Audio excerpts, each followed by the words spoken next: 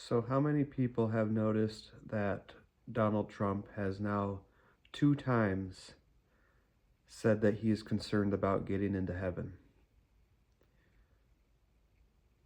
That's heavy.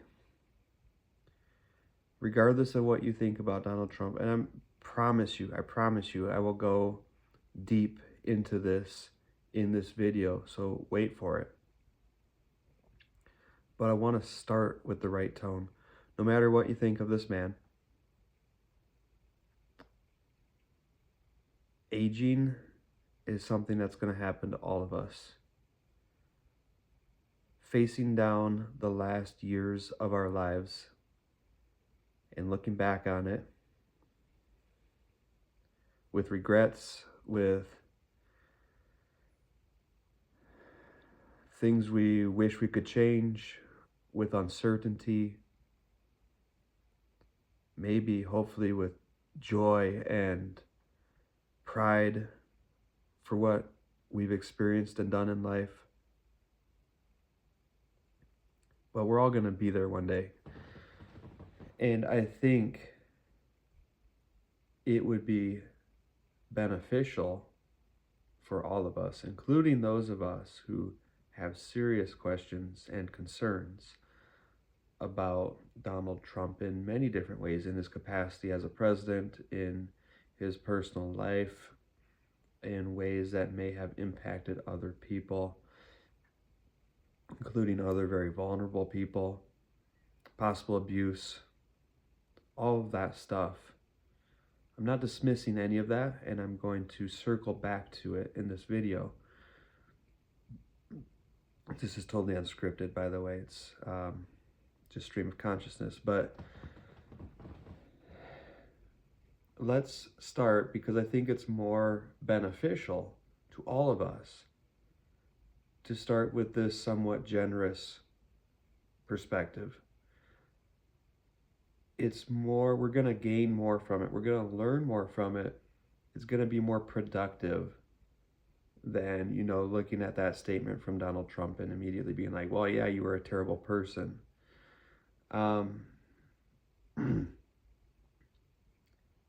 When you are president, and I'll say this too, even though I understand that there's very, very specific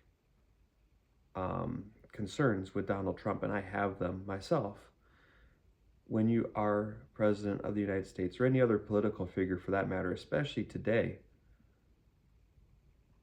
the algorithm on whatever, wherever you're getting your news, your information from, especially if it's Facebook or any other source that has a responsive algorithm, it will give you everything that makes you believe more deeply whatever you already believe.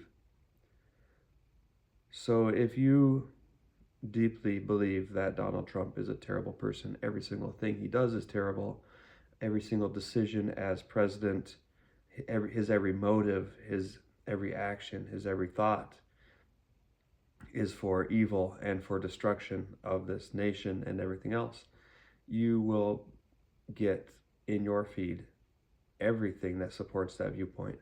And if you think he's a wonderful person and he is the best president we've ever had, and that he is restoring this country in incredible ways that we've never seen before, at least not in recent history, you're going to get everything that supports and builds up that viewpoint. That's a challenge that we are not very prepared for, because it's only very, very recently that algorithms are actually capable of doing that to the extent that they are now. I see a little bit of both. And I mean what's fed to me when I'm on Facebook, because I interact with the posts that are sometimes extremely conservative, and I interact with the posts that are sometimes extremely liberal. And sometimes I put in a positive word on either one or a negative word on either one. I sincerely believe, I think that it's hard to break out of whatever political viewpoint you have, especially when the other side's demonized so much and you're constantly seeing only the rosy side of your own, it's really hard to genuinely believe that maybe the other side has a point, or maybe they at least have good intentions, or maybe there's good people over there, or relatable people, or people who actually have values that aren't that different from yours, but they've been um, seeing the world through this specific lens that has been manipulated and guided by media. And that's not, I'm not saying like left wing media or right wing media. I'm saying media in general that is seeking an audience, that's seeking views in a world where shock value and anger is more effective at getting those views than anything else. It's really hard to imagine that the people on the other side have good intentions at all. But it is so much more productive to at least just imagine. So imagine with me for a minute that maybe people on the other side have good intentions, or that we can at least learn more and achieve more and gain more ground by taking that perspective for a minute. Back to Donald Trump. And obviously the context for this, what everyone's mind goes to, no matter whether you support him or you hate him, everyone's mind is going to the Epstein files, right? And his possible involvement with Epstein, well, his definite involvement with Epstein, but what exactly that looked like. What did he participate in? What did he not participate in?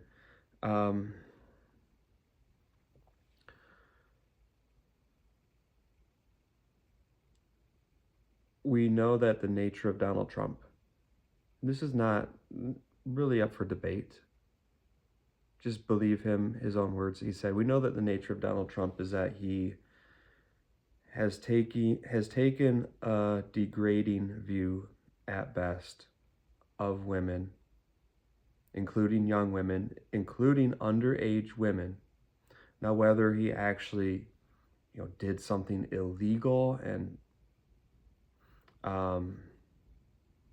or horrible, some people would say that's some of the things we know he did with underage women, like walk into the dressing rooms of his own beauty pageants when underage girls, when children, because that is the appropriate word to use, when children were changing,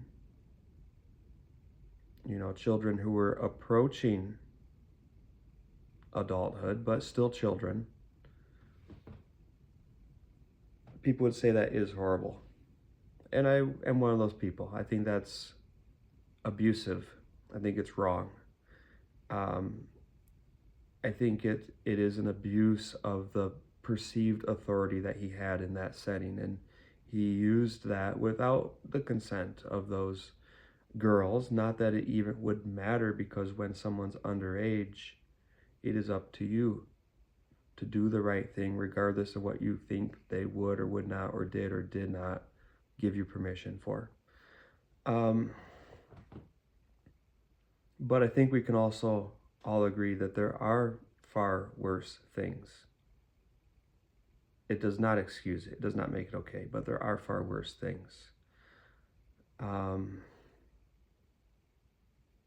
And we can also all agree, and this is just fact, but that's a long time ago. Now, time passing does not make it more okay, but it does put us in a different place related to those events. And I think it puts us in a complicated place when evaluating something like that. First of all, it might be a little bit complicated legally. I'm not an expert. I think it's morally wrong to do something like that. I'm not an expert to the point of being able to say whether it's illegal or not, whether it crosses that line. And if it was illegal, then there was a failure on the part of the justice system a long time ago. This is so complex. It's so complex. The first thing that comes to my mind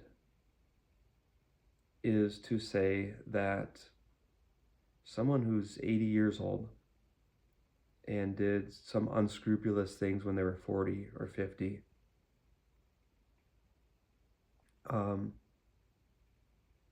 but did not serve the consequences for those things at that time,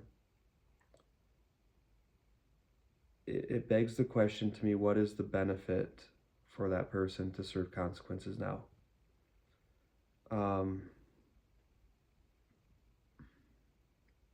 Especially if their perspective on it has changed. I don't know if his has. And I didn't necessarily want to hyper-analyze Donald Trump himself, because there's a different point I want to get to here in a minute. But what I do want to say it makes complicated is that if we're going to make that argument, which I'm willing to make, I think that I think that you cannot simply hand someone the consequence that they should have gotten 30 years ago and call it the equivalent of handing them that consequence when it should have been handed to them, if that makes sense. But that also should, if we're going to make that argument, that should be applied to other things as well. What about an immigrant who crossed into the United States 30 years ago, and the proper consequence at that time would have been for them to be deported back to the country they came from? But now 30 years has passed, and that has nothing to do with who they are anymore. It has nothing to do with their identity currently. They've had a whole lifetime since then. Maybe they've lived more life since that happened than they did up to the point that it happened. And the same kind of thing goes for Donald Trump too. But I think it's important that it's applied, if we're going to have that kind of thought process, that it's applied consistently. But here's what I think.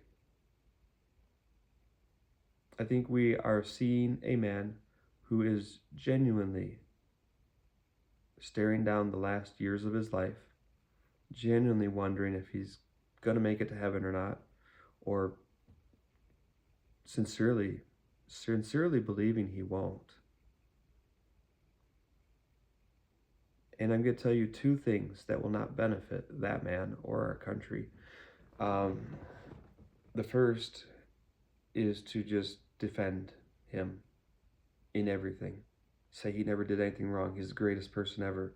He's amazing. He's incredible. How could you possibly doubt you're going to go to heaven? Of course you're going to go to heaven. You're the best person ever. That is disrespectful to his self-awareness.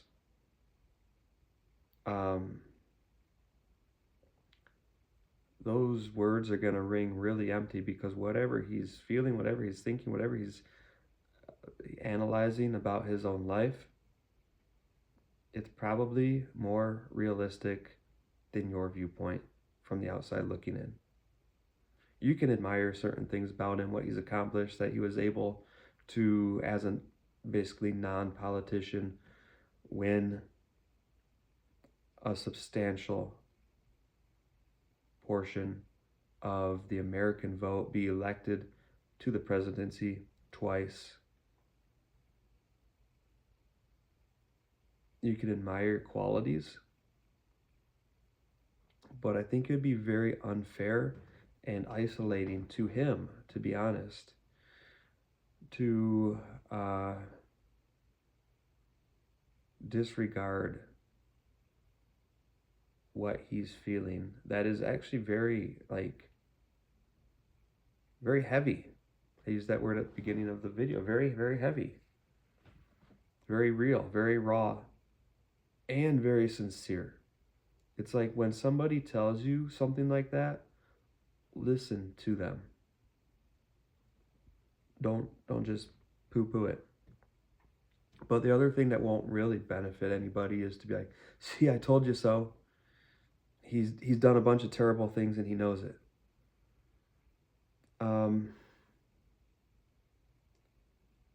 And part of that to me is that when, if Donald Trump is being an arrogant jerk, which he is sometimes, that's a great time to be like, to put him in his place with facts or with, an accurate assessment of his decisions and how they've played out, or what, the impact they've had on this or that.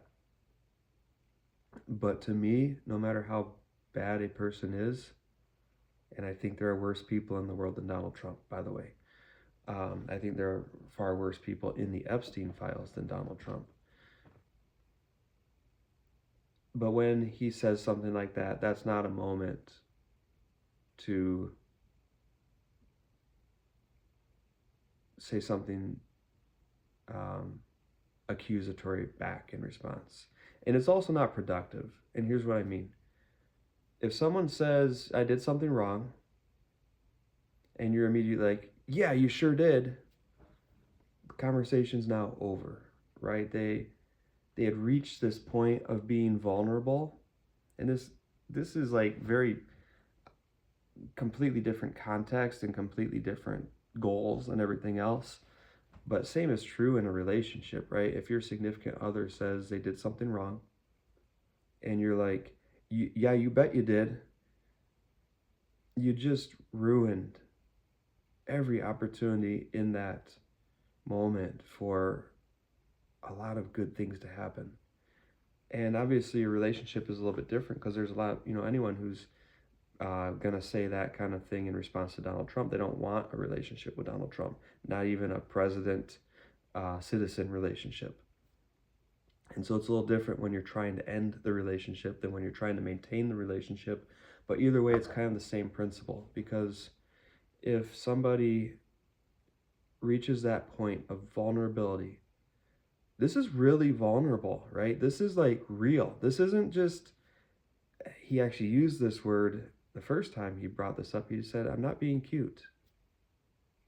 And it should be very clear, like, this is not him being cute.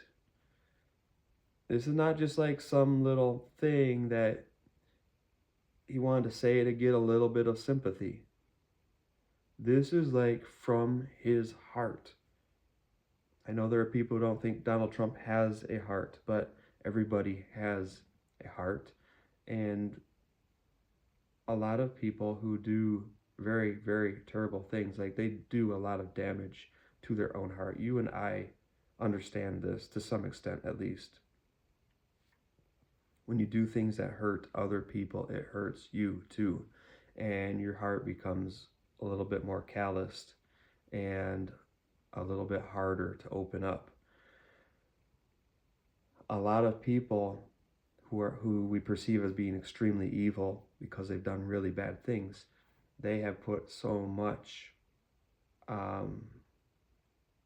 many defenses around their heart so that they can avoid looking there and seeing just how dark it is and seeing how much that has hurt them as a person and hurt others too.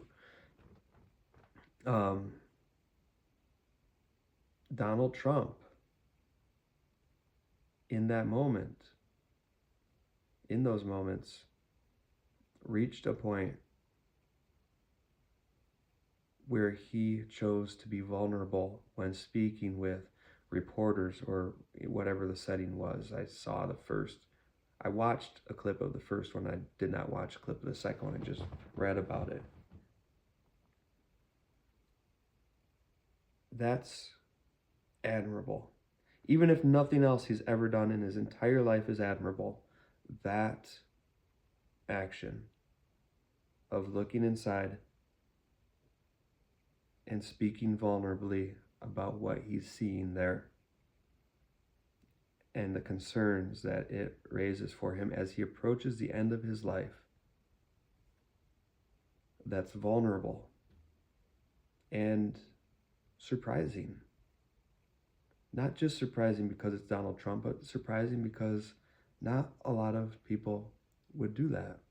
And maybe there's certain qualities that Donald Trump has that actually allow him to do it, because one thing he has not been criticized for is being overly timid about speaking and saying what he thinks. The other amazing thing, before I go off in a different direction, is the more people accuse you, the harder it is to achieve that vulnerability. It's like everyone's saying bad things about me, that makes me feel defensive. And Donald Trump probably feels very defensive a lot. Because even if a lot of it is well-deserved, and I think it is, facing the constant criticism that he has is going to make anybody feel defensive. Now, how does it benefit us to slow down for a minute, no matter what side of the aisle you're on? We're going to get more information if we meet that response with sincerity. And I don't know how much it matters for, those individuals out there, the many, many, many of us individuals who probably won't interact with Trump and maybe not even have any sort of ripple effect. But, a lot of people, a lot of the many, many small actions of a whole lot of people when they are unified can add up to a bigger action or a change in tone from the entire country. So that's possible. Just because I change my tone towards Donald Trump is not going to change anything, most likely. But if hundreds of thousands of people change their tone towards Donald Trump, then that's going to cause some sort of effect beyond those people. It could affect the entire course of history. And I think if we set aside the rush to defend and the rush to condemn, those are both just two different versions of the same thing. People making assumptions, people speaking for other people. None of us know exactly what Donald Trump has done in his life. We know some of it. We don't know exactly when, where, and how he met Epstein, what that relationship was like throughout the duration of it, how exactly it ended. There's been some statements. There's something that came up recently in the files that people on the right are pointing to, maybe rightfully so, that provides evidence that Donald Trump spoke with police about Epstein, and that he, at least at some point, spoke about Ghislaine Maxwell being an evil person, and seemed to encourage or celebrate one or both of them being arrested or brought to justice. And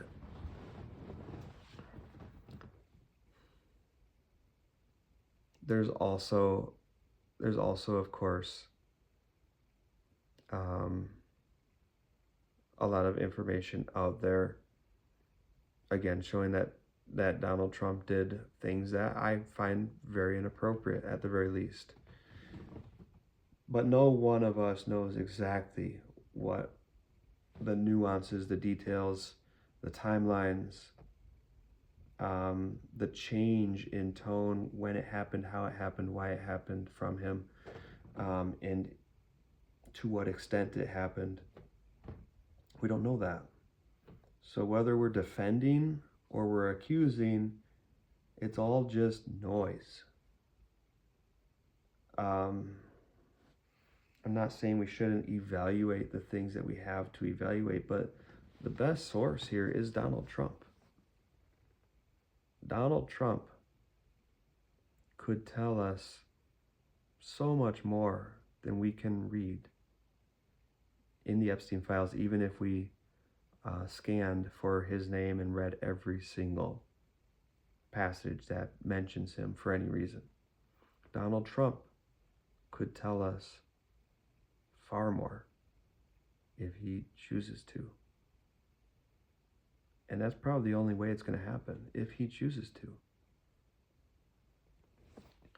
So I think that a better response than defending or accusing is asking.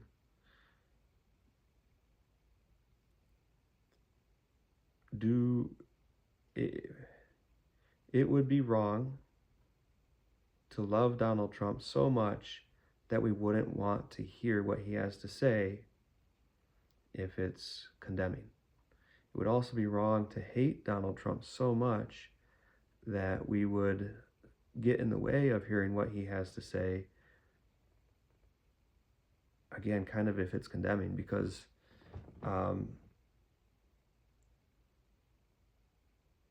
he may be able to tell us very important information. Whatever you think his relationship was or the dynamics of his relationship were with Epstein, what's very clear is that they had personal ties with each other, which means that he may be able to provide some clear information that we don't have yet anywhere, not even in the Epstein files, just based on his being in proximity to Epstein. Not saying he did anything bad, not saying he didn't do bad things, just saying he was in proximity. That's clear enough. We can all kind of agree on that. And if we make it clear that we're going to, go after him with pitchforks if he speaks and says things that provide new information that might also be incriminating of him, he's probably not going to speak about it. He might at some point be like, man, I'm not living a whole lot longer. I don't think I'm going to heaven when I die. Screw it. I'll just tell everybody everything. That might happen. But I think it's more likely to happen if there's a shift in tone. Like I said, just one person, if it's the right person, somehow happens exactly the right way. One person's change of tone could be the catalyst for Donald Trump sharing information. But if there's a change in tone from all the American people, away from defending, away from accusing, and towards we want to know so that we can protect the innocent now. Not even so much so we can punish or so we can hate or anything. I mean, I get the impulse to punish, to hate people who do bad things. But we should not hate them so much that it comes at the cost of protecting the innocent in the present. And that can happen.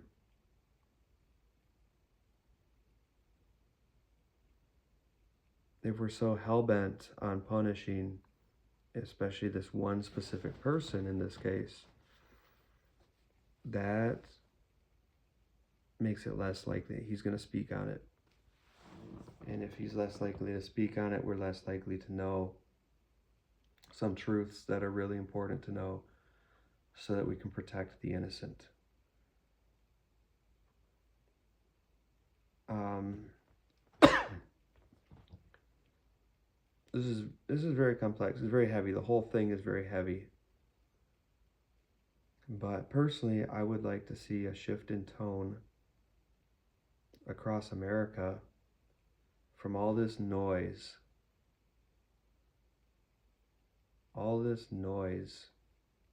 trying to make this point or that point about it. If we could shift the tone, Thomas Massey almost has it right. He does have it right to some extent. You know, he said the left wants to make this about Trump, the right wants to make it about Clinton. We, meaning him and Ro Khanna, and everyone who tried to get this all in motion, we want to make it about the survivors. And that should include the survivors of things like this that are still happening today. It should mean the survivors who can or could survive because we ask the right questions and we take the right actions so that they never even have to experience the abuse that they might have experienced if we let this kind of thing keep going on. Those are the survivors, all of the survivors. We should care about all the survivors. But we should have a special concern for the survivors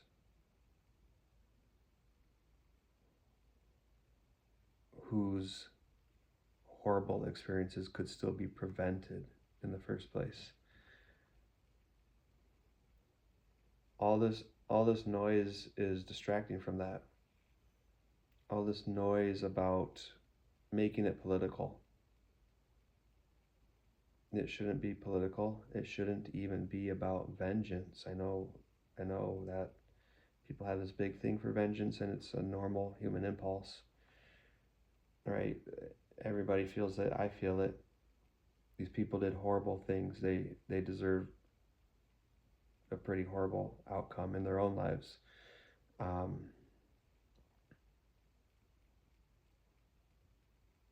But our number one concern should be for the victims, for the survivors, and for the prevention of future crimes. That matters more than anything. So I think that we, as an American people, we should tone down about Donald Trump. If you're defending him, tone it down. If you're accusing him, tone it down. And let's approach our president and this man who has a significant role in this country, whether we like him or not. Let's approach him with the attitude of we want to know the relevant things that you know. I personally feel with a little bit of compassion for somebody who is facing his last, I don't know, years maybe of life, who's struggling with that, who maybe has good reason to struggle with it.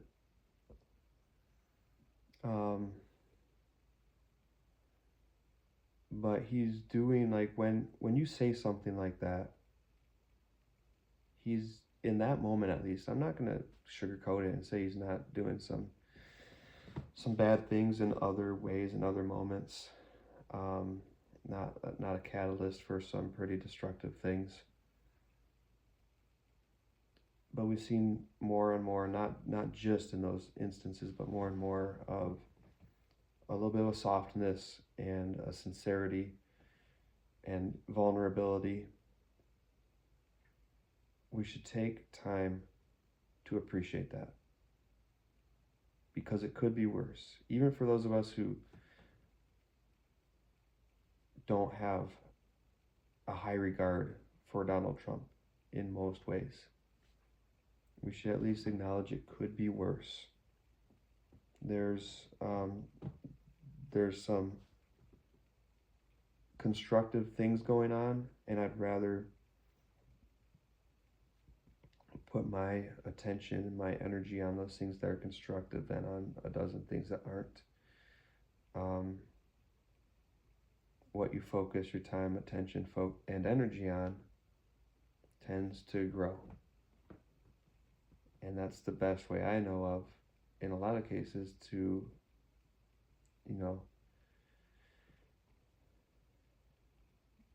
to overcome the things that you don't want.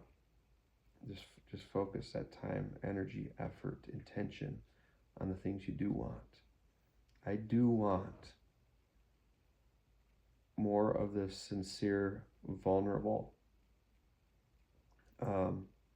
leadership from our president in regards to both talking about personal things and things that we as a nation want to know about, but also in regards to decisions about any number of other things that he's influential in. Whether we like it or not, he's the president, and he's very, very influential. And what he decides and what he directs is going to change this nation. It's going to change the trajectory of the history of the world. It's very, very consequential. And I would like more sincerity, more vulnerability, more honesty, like I've seen from him a few times in both this and a few other examples. So those are my thoughts for today. Thanks for watching. Catch you later.